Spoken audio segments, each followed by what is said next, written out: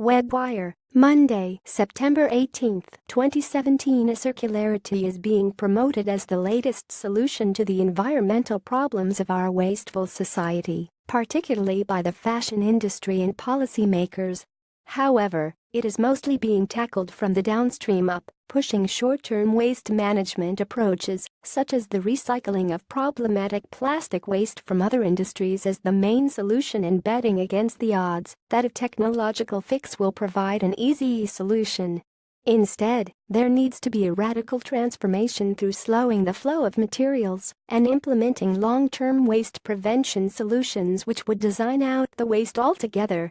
Since 2011, Greenpeace has been calling on major brands to eliminate the uses and releases of harmful chemicals from their production chain through their detox commitments, without which the circular dream could well become a toxic recirculation nightmare. However, even this progress could be put at risk if brands fail to recognize that the overconsumption of textiles is the larger problem that must be tackled. In addition, the promotion of the circularity myth that clothes could be infinitely recyclable may even be increasing guilt-free consumption. This focus on circularity is illustrated by the recently released Pulse report on the state of the fashion industry, which projects a future where the fashion industry continues on its current growth trajectory, with big brands taking an ever greater share of the market and implementing their best practices. The industry aims to double its use of polyester by 2030 as part of a so-called sustainable materials mix because it is claimed to be recyclable.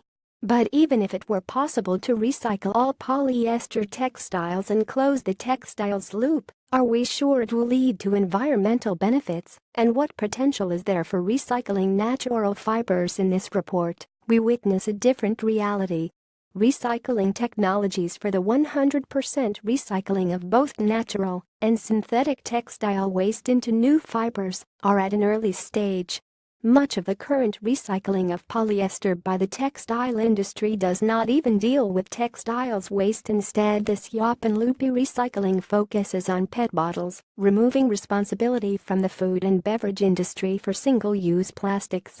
Initiatives by some brands for recycling plastics waste reclaimed from the sea have more impact on their public relations profiles than on the huge problem of plastics pollution of the oceans.